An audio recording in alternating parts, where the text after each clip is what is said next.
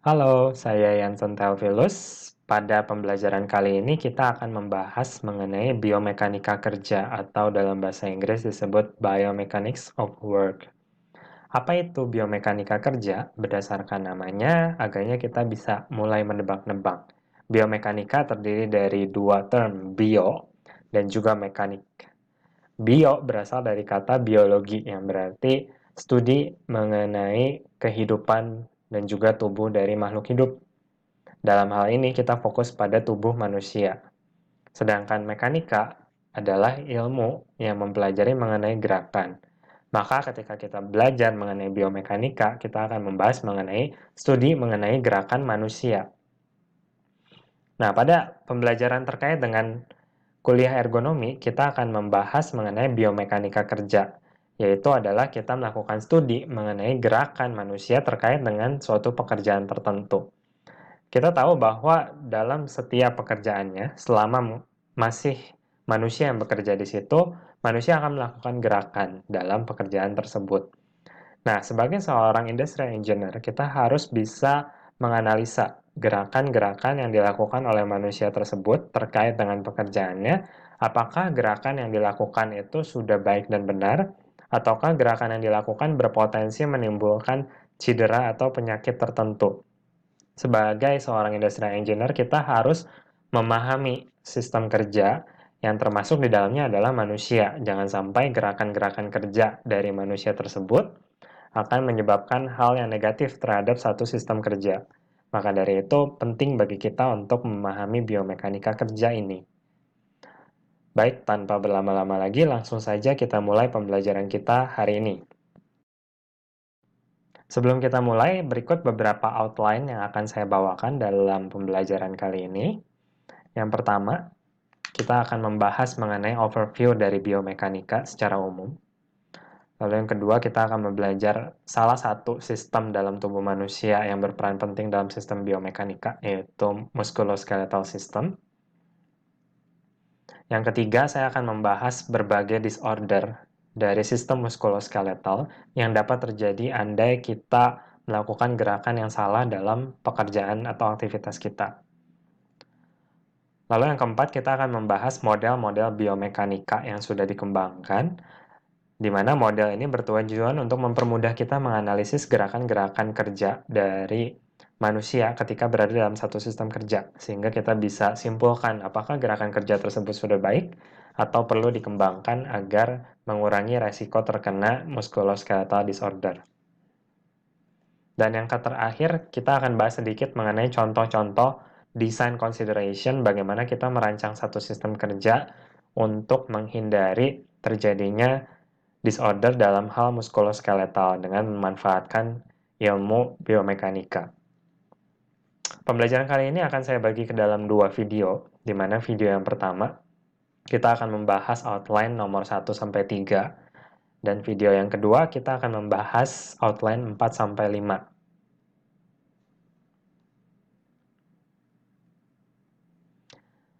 Pertama-tama kita bahas mengenai overview dari keilmuan biomekanika. Seperti yang sudah saya katakan, biomekanika adalah gabungan dari keilmuan biologi dan juga mekanika. Berdasarkan definisinya, biomekanika kerja merupakan ilmu yang mengkombinasikan keilmuan fisika, dalam hal ini mekanika, lalu teknik, lalu biologi, dan termasuk juga lingkungan kerja, dengan tujuan untuk meminimasi keluhan pada sistem kerangka otot, yang kita sebut juga sistem muskuloskeletal, dengan tujuan akhir adalah supaya produktivitas kerja dari seorang pekerja tersebut itu dapat meningkat.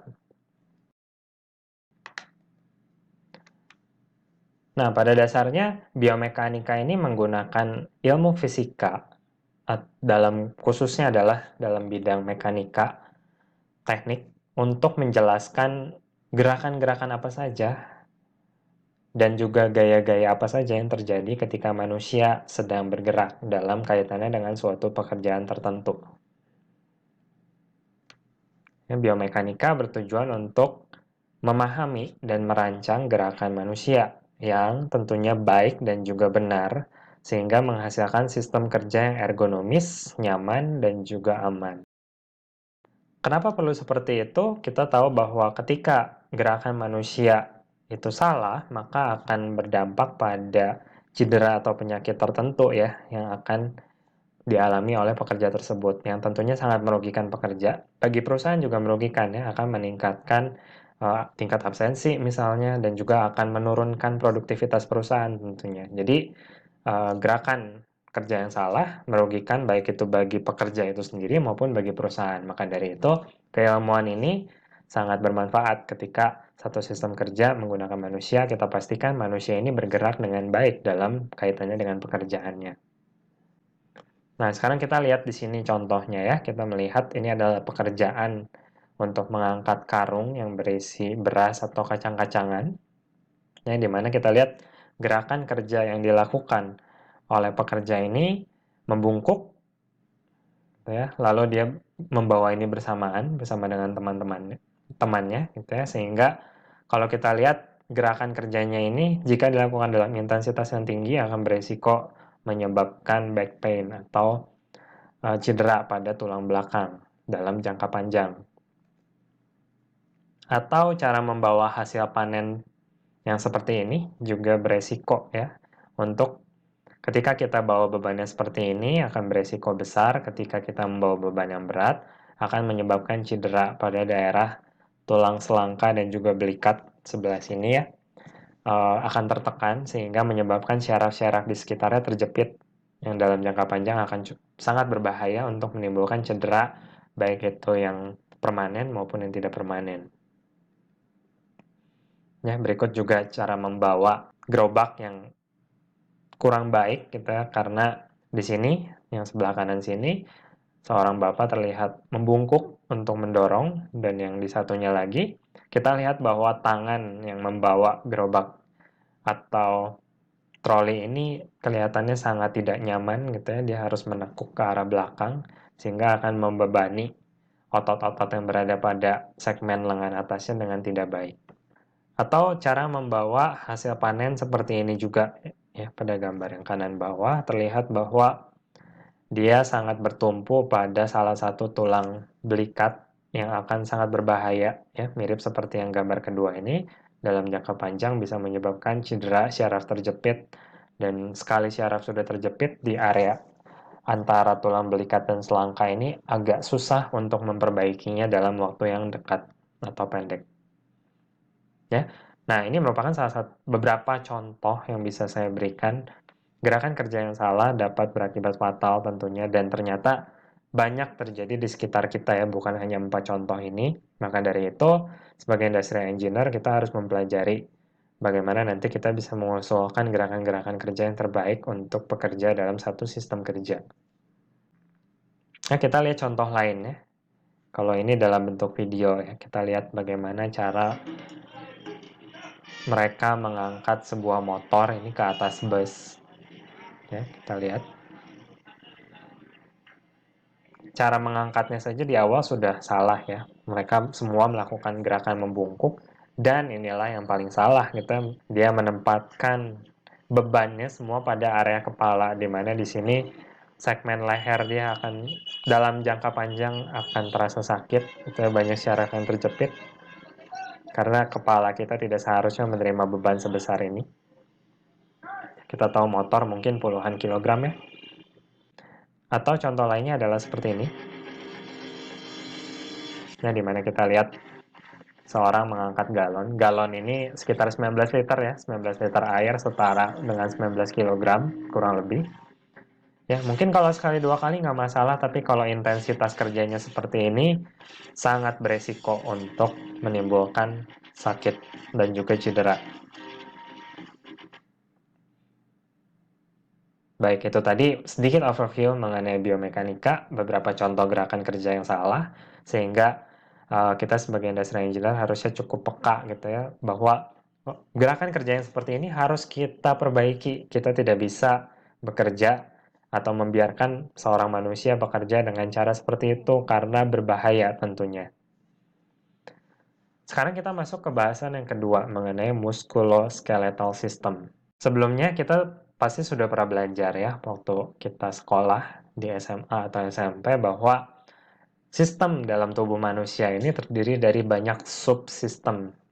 Ya, setidaknya ada 10 subsistem yang saling bekerja sama untuk membuat tubuh kita ini bisa beraktivitas, bisa hidup seperti setiap hari kita lalui, ya. Di mana sistem ini ada yang secara sadar bisa kita kontrol, ada juga yang secara tidak sadar kita mengontrol, ya, melalui otak kita.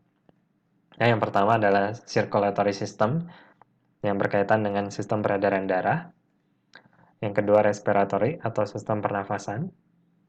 Yang ketiga adalah muscular system atau sistem otot. Yang keempat adalah skeletal system atau sistem rangka manusia. Yang kelima adalah digestive system atau sistem pencernaan. Yang keenam adalah endokrin atau sistem hormon. Yang ketujuh adalah nervous system atau sistem syaraf. Yang kedelapan adalah lymphatic system atau immune system, di mana ini berkaitan dengan sistem limfa atau cairan getah bening, yang berkaitan erat juga dengan sistem imun tubuh kita untuk melawan berbagai penyakit dan juga zat-zat asing dari luar tubuh. Yang kesembilan adalah sistem reproduksi. Dan yang ke-10 adalah sistem integumentary. Sistem yang ke-10 ini merupakan sistem yang membatasi tubuh kita dengan lingkungan luar, ya, yang terkait dengan berbagai organ di dalamnya termasuk kulit, rambut, syaraf-syaraf dan sebagainya. Ya, jadi ke-10 sistem ini saling bekerja sama untuk dapat menopang tubuh kita bisa hidup sebagaimana mestinya. Nah, dalam kaitannya dengan biomekanika, kita fokus pada subsistem tubuh yang nomor 3 dan yang nomor 4, yaitu muscular dan juga skeletal, di mana gerakan tubuh manusia erat kaitannya dengan sistem muskular yang terdiri dari sistem otot dan juga skeletal, yaitu sistem rangka atau tulang. Meskipun dalam kaitannya nanti dengan sistem tubuh, tentunya kedua subsistem ini berkaitan erat juga dengan sistem lainnya, ya. Namun kita akan fokus ke dalam yang namanya musculoskeletal system. Sistem muskuloskeletal sendiri kan berperan penting dalam manusia melakukan gerakannya. Ya, di mana dalam pendekatan biomekanika kita memanfaatkan prinsip fisika mekanika teknik untuk bisa memetakan kira-kira dalam setiap gerakan manusia ada gaya-gaya apa saja yang terjadi, ada momen gaya apa saja yang terjadi di situ, sehingga kita bisa memahami kurang lebih apakah sistem kerja yang dilakukan untuk gerakan-gerakan tersebut sudah baik atau berbahaya bagi manusia itu sendiri. Sistem muskuloskeletal sendiri terdiri dari beberapa bagian besar, yang pasti terdiri dari otot, lalu tulang, lalu sendi, dan juga jaringan penghubung lainnya seperti ligamen, tendon, fascia, cartilago, dan lain-lain. Kita akan bahas secara singkat untuk kira-kira mereview sebelum kita menganalisis biomekanika, kita paham dulu nih sistem muskuloskeletal itu apa saja. Ya, kita bahas mulai dari tulang. Dalam sistem tubuh manusia, manusia memiliki 206 tulang dan 400 otot di dalam tubuh manusia. Ya, seluruh tulang dan otot ini bekerja sama dengan jaringan penghubung lainnya untuk dapat kita bergerak setiap waktunya. Tulang manusia dibagi menjadi dua kerangka utama, yaitu kerangka aksial dan juga kerangka apendikular. Kerangka aksial adalah kerangka tubuh manusia dari mulai tengkorak sampai ke tulang belakang paling bawah, ya. Jadi kalau kita lihat ada di sebelah sini, ya, sampai tulang ekor dari tulang tengkorak. Itulah kerangka aksial tulang manusia. Sedangkan kerangka apendikular itu adalah sisanya, ya. Kita bisa lihat kerangka apendikular sebelah sini, tangan, ya, lengan, dan juga dari tulang pinggul sampai kaki. Ini merupakan kerangka appendicular. Terdapat 5 bentuk tulang secara umum yang sudah pernah kita pelajari juga tentunya, ya, saat SMA. Ada long bone, Kita bisa lihat contohnya pada tulang-tulang yang panjang seperti tulang paha, tulang lengan, dan lain-lain. Ada short bone seperti tulang jari. Ada flat bone atau tulang pipi seperti tulang tengkorak. Ada irregular bone yang bentuknya tidak beraturan seperti tulang rahang contohnya. Ada juga sesamoid bone, ya, di mana tulang ini biasanya berbentuk bulat. Tulang ini adalah tulang yang menghubungkan antara tulang dengan sendi, dengan tulang lagi, gitu ya. Biasanya terdapat pada tempurung lutut, pada siku, dan lain-lainnya. Itu tadi pembahasan sedikit mengenai tulang, selanjutnya mengenai otot. Ya, otot ini berfungsi untuk menyediakan tenaga dan menjadi penggerak utama untuk menggerakkan semua bagian tubuh. Ya, kita tahu bahwa otot itu bukan hanya yang kelihatan gitu ya, ototnya besar, tapi semua manusia pasti punya otot. Ya, di mana otot ini berfungsi untuk menggerakkan dan juga provide energy. Ya, kita tahu bahwa uh, tubuh manusia membutuhkan energi untuk melakukan aktivitasnya termasuk bergerak, di mana energi ini dihasilkan oleh respirasi aerob maupun anaerob. Respirasi aerob dilakukan di mitokondria sel, di mana mitokondria ini paling banyak dan paling aktif di sel otot. Ya, di mitokondria singkat cerita dilakukanlah respirasi sel sehingga menghasilkan energi untuk kita bisa bergerak. Ya, maka otot ini berfungsi selain menjadi sistem penggerak juga penyedia energi, ya. Beberapa fungsi penting dari sistem otot, yang pertama jelas menggerakkan tubuh yang ditopang oleh kerangka. Jadi otot ini menggerakkan tubuh dan juga sistem kerangka atau tulang tadi itu berfungsi untuk menopang. Ya. Jadi otot dan tulang sama pentingnya. Menstabilkan bentuk rangka dan membentuk postur. Ya. Tanpa otot, maka rangka kita ini tidak akan terbentuk dengan baik tentunya ya. Tidak ada yang menopang dan juga mensupport. Ya, bahkan untuk menopang sendiri pun kita butuh energi yang di-provide salah satunya oleh sel-sel yang ada di otot. Lalu yang ketiga, penghasil panas tubuh. Ya, akibat proses respirasi yang tadi sempat saya ceritakan, otot ini akan menghasilkan panas yang menjaga temperatur tubuh kita itu tetap stabil di sekitar 36-37 derajat Celcius. Yang keempat, otot juga berfungsi untuk sirkulasi darah, membantu proses sirkulasi darah dalam circulatory system. Dan yang kelima, membantu pencernaan, karena ada beberapa otot yang membantu mengalirkan atau mendorong makanan dari masuk ke mulut sampai diproses keluar lagi dari tubuh kita, ya. Dan juga ada nutrisi yang diserap tentunya. Jenis otot, seperti yang kita sudah pelajari juga, ada otot rangka atau otot lurik, merupakan otot yang menempel pada rangka. Lalu ada otot halus atau otot polos, itu pada organ tubuh yang lembut seperti perut, usus, dan lain-lain. Juga ada otot jantung yang terdapat pada sistem jantung, di mana yang nomor satu ini jenis otot yang biasanya kita bisa gerakan secara sadar, otot sadar. Dan yang nomor 2 dan 3 itu biasanya merupakan otot tidak sadar yang gerakan kerjanya itu tidak bisa kita kontrol dengan bebas. Kontraksi otot secara umum bisa kita bagi menjadi 3 jenis. Yang pertama adalah isometrik, yang kedua konsentrik, yang ketiga eksentrik. Bedanya adalah kita melihat apakah ada perubahan panjang otot ketika berkontraksi. Ya, contohnya ketika kita mengangkat sebuah beban,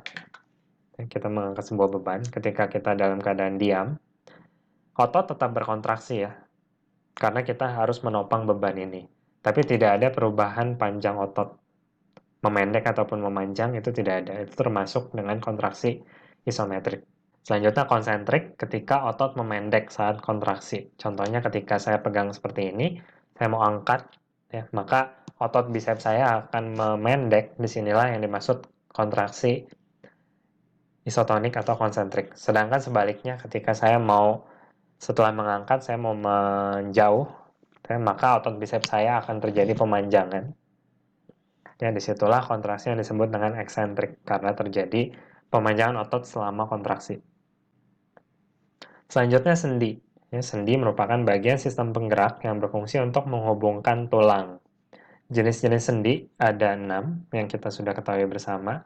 Ada sendi peluru yang dapat bergerak ke segala arah. Yang kita bisa lihat contohnya. Sendi peluru atau ball and socket joint. Lalu ada sendi putar yang dapat berputar, ya, atau disebut pivot joint. Lalu ada sendi pelana, sendi yang mampu membuat gerakan dua arah atau disebut saddle joint. Ada sendi ellipsoid, sendi yang dapat bergerak di dua sumbu. Ya, contohnya seperti ini di jari kita. Jadi seperti joystick pada PlayStation gitu ya, bisa bergerak pada sumbu X dan Y. Lalu ada sendi engsel atau hinge joint.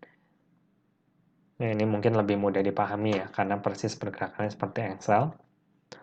Lalu terakhir ada sendi geser, yaitu sendi yang gerakannya itu memungkinkan gerakan geser, ya, seperti ini, atau disebut pline joint. Nah, tadi selain otot, tulang, dan juga sendi, ada juga jaringan ikat atau jaringan penghubung lain dalam musculoskeletal system.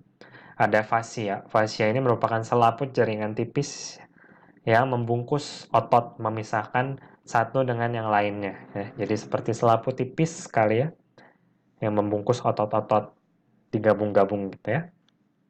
Ini contohnya ya, fascia.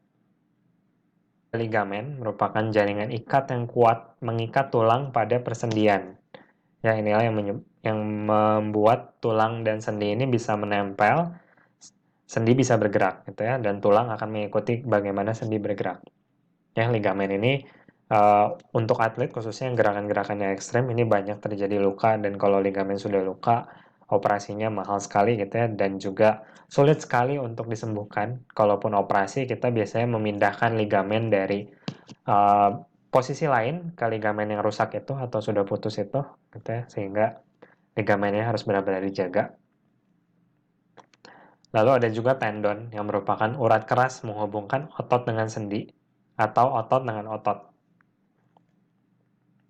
Dan yang terakhir ada cartilago atau tulang rawan yang merupakan serat kolagen tembus pandang yang terhubung dengan zat pengikat lainnya yang bersifat elastis, fleksibel, dan tumbuh dalam waktu sementara. Ya, ada 3 jenis cartilago, ada yang elastis, yang kita bisa lihat pada telinga kita, pada hidung kita, dan lain-lain. Lalu ada fibrosa. Fibrosa ini kita biasanya terdapat pada ujung-ujung tulang lain ya, gitu ya, yang berfungsi sebagai bantalan ketika tulang bertemu dengan sendi. Dan juga ada tulang rawan hialin. Ya, hialin bisa kita temukan contohnya pada tulang belakang dan lain-lain. Ya, lalu selanjutnya bidang orientasi tubuh manusia. Itu bisa kita bagi menjadi 3 bidang. Ya. Ada yang disebut dengan bidang sagital, yang membagi tubuh menjadi bagian kanan dan juga kiri. Ada juga bidang frontal, yang membagi tubuh menjadi bagian depan dan bagian belakang, ya, frontal plane. Dan juga ada yang transversal, yang membagi tubuh menjadi bagian atas dan juga bagian bawah. Nah, ini yang harus kita ingat-ingat karena dalam analisa biomekanika, ketika tubuh kita yang 3 dimensi ini mau kita analisa secara 2 dimensi, kita harus pilih plane yang mana. Ya. Banyaknya kita menganalisis menggunakan sagittal plane. Selain tadi bidang yang membagi tubuh manusia, ada juga orientasi tubuh manusia gitu ya. Kita bisa lihat superior contohnya ya, merupakan sesuatu yang berada di atas yang lain menuju kepala ya, superior. Ada juga inferior, kebalikan dari superior, yang ini ke arah bawah ya. Ada juga anterior, ke arah depan atau ya ke arah depan tubuh.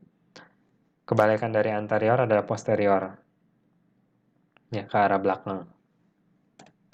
Lalu ada juga kalau untuk kanan dan kiri bukan ke arah kanan dan ke arah kiri ya, tapi ada yang namanya lateral, di mana lateral itu orientasi yang menjauhi bidang sagital tubuh ya, ke arah sini dan ke arah sini. Ada juga medial. Kalau medial kebalikannya. Jadi orientasi ke arah dalam bidang sagital tubuh. Ya, jadi ini beberapa istilah yang perlu kita ketahui juga dalam kaitannya dengan gerakan tubuh manusia. Terkait dengan musculoskeletal system, kita juga mengenal adanya yang namanya link and joint system. Di dalam melakukan analisis biomekanik, biasanya kita memandang tubuh kita itu sebagai satu sistem terdiri dari link dan juga joint, di mana link ini penghubung antar joint dan joint sendiri merupakan penghubung antar link. Ya. Link di sini diperankan oleh tulang dan joint di sini diperankan oleh sendi. Tubuh manusia terdiri dari beberapa link. Ya, paling sedikit ada 7 link dan joint utama dalam tubuh manusia.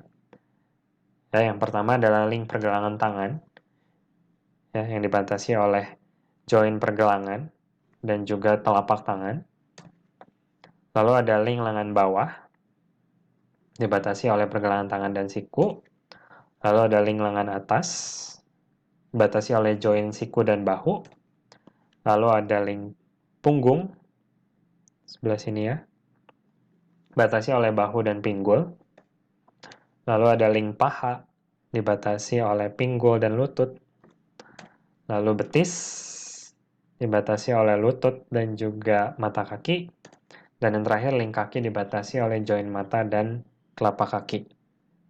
Ya, nanti dalam analisis biomekanika kita ada beberapa link, kita bisa menganalisis fokus ke beberapa link saja, atau satu link saja, atau semua link. Ya, nantinya akan menyederhanakan perhitungan. Ya, tadi kita sudah bahas bidang sumbu tubuh, orientasi gerakan tubuh, dan juga link and joint, maka ada beberapa maximal displacement di dalam body joint manusia. Ya, ini kayaknya juga pernah dibahas pada saat SMA atau SMP. Ya, ini saya berikan beberapa contoh saja, misalnya shoulder adduction, abduction. Ya, adduction sendiri gerakan mendekati sumbu tubuh, abduction gerakan menjauhi sumbu tubuh. Lalu ada gerakan flexion extension ya, terkait dengan siku, atau terkait dengan lutut, dan juga ankle. Ada juga gerakan extension flexion untuk ankle. Ada juga gerakan untuk adduction abduction, flexion standing untuk knee.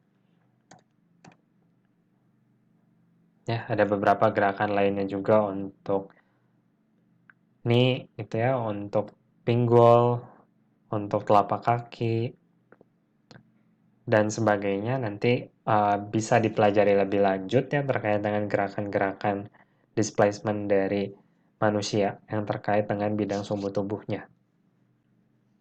Terkait dengan analisis biomekanika juga seringkali kita menggunakan istilah namanya lumbar sacrum. Lumbar sacrum adalah bagian dari tulang belakang yang memiliki resiko terjadinya cedera paling besar. Ya, jadi kita review dulu bahwa tulang belakang manusia terdiri dari banyak ruas, di mana dibagi-bagi lagi menjadi beberapa bagian. Ada bagian cervical, di paling atas ada 7 ruas. Ada bagian thoracic, di bagian bawahnya ada lumbar, lalu sacrum, dan yang terakhir coccyx. Seringkali ketika kita melakukan pekerjaan seperti mengangkat beban yang berat, membungkuk, duduk dengan posisi yang salah, dan sebagainya, ini akan memberikan gaya yang besar pada bagian lumbar dan sacrum di sini. Nah, kenapa lumbar dan sacrum ini istimewa dalam analisis biomekanika? Karena seringkali dalam gerakan kerja tertentu, gaya yang paling besar dirasakan pada tulang belakang adalah pada posisi lumbar 5, antara lumbar 5 dengan sacrum 1. Lumbar 5 ada di sini, ya, sacrum 1 ada di sini. Nah, jadi pada bagian inilah gaya yang diberikan pada tubuh, yang diterima oleh tubuh ini paling besar di bagian tulang belakang. Maka seringkali terjadi istilah yang namanya low back pain. Inilah yang harus dihindari karena banyak sekali pekerjaan yang beresiko menyebabkan cedera pada lokasi ini. Ya, seperti manual material handling, lalu pekerjaan-pekerjaan yang dalam posisi duduk, dan lain-lain. Selanjutnya kita membahas mengenai musculoskeletal disorder. Setelah membahas sistem muskuloskeletalnya itu sendiri, sekarang kita membahas apa sih disorder yang dapat terjadi ketika ada permasalahan terhadap sistem muskuloskeletal. Biasa kita singkat menjadi MSD. Ya, berikut ini beberapa cedera yang sering timbul berkaitan dengan biomekanika. Itu dapat disebabkan oleh faktor internal dan juga faktor eksternal.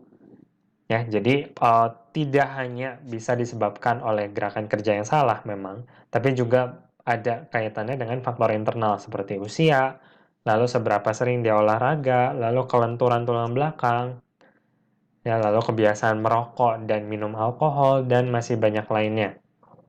Ya, tapi tentunya faktor eksternal juga berperan cukup besar di sini ya.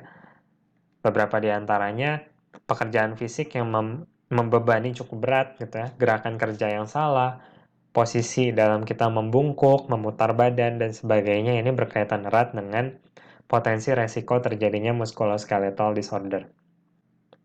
Berikut ini yang akan saya bahas beberapa MSD yang sering terjadi dalam kaitannya dengan pekerjaan. Selain ini ada banyak lainnya tentunya ya, tapi kita fokus ke beberapa saja karena kalau kita bahas semua waktunya nggak keburu. Yang pertama adalah carpal tunnel syndrome. Ya, carpal tunnel syndrome merupakan disorder yang disebabkan oleh iritasi pada nervus medianus. Nervus medianus itu adalah syaraf yang berada pada bagian tengah dari pergelangan tangan kita. Ya, yang terjadi iritasi akibat adanya posisi atau gerakan yang salah ketika kita menggunakan beraktivitas menggunakan pergelangan tangan dan itu terjadi secara terus-menerus dalam intensitas yang tinggi. Contohnya ketika kita mengetik dalam posisi yang salah atau memegang mouse secara miring dalam keadaan yang lama, syaraf nervus medianus ini akan terjadi iritasi yang akan menyebabkan sakit ya, dan kalau sudah sakit di bagian sini cukup lama sembuhnya meskipun bisa sembuh ya. Salah satu cara untuk mempercepat sembuhnya adalah dengan menggunakan exercise seperti ini. Nah, bagaimana cara menghindarinya? Kita harus pastikan bahwa gerakan kerja kita itu sebisa mungkin semirip mungkin dengan gerakan tubuh manusia secara natural. Nah, kita review lagi ke depan ya, bahwa manusia secara natural itu kita bisa lihat seperti ini ya. Kita bisa lihat seperti ini. Postur tubuh manusia secara natural. Ya, dalam keadaan kaki yang lurus, tangan yang lurus, termasuk pergelangan tangan yang lurus, ya, leher juga yang tidak menekuk. Nah, sebisa mungkin gerakan kerja kita itu semirip mungkin dengan posisi natural kita. Ya, ketika kita melakukan pembungkukan, pembengkokan pergelangan tangan atau kaki gitu ya, dalam intensitas dan juga apalagi membawa beban tubuh yang lama gitu ya, maka akan berpotensi menyebabkan terjadinya disorder. Ya, jadi cara yang paling baik untuk mencegah adalah sebisa mungkin gerakan kerja kita itu jangan banyak mengubah posisi tubuh kita itu terhadap posisi natural kita pada umumnya. Ya. Kalaupun harus, maka kita harus pastikan intensitasnya tidak tinggi, tidak membawa beban yang berat, dan juga tidak melakukan gerakan yang tidak diperlukan tentunya ya. Selanjutnya ini masih di area tangan kita, disebut dengan radial styloid tenosivitis. Ya. Dimana kalau tadi itu iritasi pada carpal tunnel syndrome itu iritasi pada nervus medianus, kalau ini terjadi iritasi pada bagian sini ya, radial styloid. Ya, disebabkan oleh mungkin gerakan menekan dengan menggunakan pensil yang intensitasnya tinggi dan juga posisinya salah dan sebagainya. Lalu ada juga thoracic outlet syndrome. Ya, di mana ini disebabkan oleh beban yang terlalu besar dan dengan intensitas yang tinggi. Ya, pada collarbone di sini yang akan menekan syaraf antara tulang selangka dan juga belikat. Contoh gerakan yang berpotensi menyebabkan thoracic outlet syndrome adalah yang seperti ini ya, yang tadi saya jelaskan di awal. Selanjutnya ada tennis elbow. Kenapa disebut tennis elbow? Karena biasanya pemain tenis yang kena ataupun gerakan-gerakan kerja lainnya yang mirip seperti bermain tenis. Sakitnya pada elbow sebelah sini, ya, disebabkan juga pada iritasi pada jaringan yang terdapat pada otot sekitar sini. Ya, maka kita harus pastikan gerakannya benar, atau kalau memang mau nggak mau seperti atlet tenis harus menggunakannya dalam intensitas tinggi, kita gunakan support ya pada bagian sini untuk menjaga jaringan otot kita lebih soft terkena gayanya. Selanjutnya low back pain. Seperti yang saya bilang, ini biasanya terjadi di sekitar area lumbar 5 dan sacrum 1. Ini paling banyak terjadi pada kegiatan manual material handling, harus membawa beban berat, memindahkan barang, dan sebagainya. Ya, salah satu cara mengatasinya adalah dengan memperbaiki sistem kerjanya untuk menghindari membungkuk dan juga membawa beban berlebihan, atau kita bisa menggunakan juga support pada bagian back kita, gitu ya, yang bisa dibeli di toko-toko olahraga dan sebagainya. Ada juga osteoartritis yang merupakan peradangan kronis pada sendi akibat kerusakan pada tulang rawan. Ya, jadi osteoartritis ini terjadi kerusakan pada tulang rawan fibrosa yang tadi saya bilang sebagai bantalan antara tulang dengan tulang atau tulang dengan sendi, ya, sehingga menyebabkan bentuk yang berubah lama-kelamaan, dan juga tentunya pasti sakit ya di sini karena terjadi peradangan. Jadi antara bantalan tulang ini terjadi peradangan yang menyebabkan setiap kali digerakkan pasti sakit ya. Ya, memang ini banyak penyebabnya, bisa juga karena kekurangan vitamin D dan sebagainya, tapi gerakan kerja yang salah akan memperbesar resiko potensi terjadinya osteoartritis secara dini. Baik, itu tadi pembahasan kita mengenai overview biomekanika, lalu kita membahas mengenai sistem muskuloskeletal dan juga beberapa muskuloskeletal disorder yang sering terjadi dan harus kita hindari dalam rangka mengembangkan sistem kerja yang baik dan ramah bagi pekerjanya. Selanjutnya kita akan membahas mengenai model biomekanika kerja dan lain-lain pada video selanjutnya. Silakan kalian boleh beristirahat dulu 3-5 menit supaya bisa kembali fokus karena videonya cukup lama. Baik, sampai bertemu di video yang kedua. Semoga sehat selalu. Sampai jumpa. Terima kasih.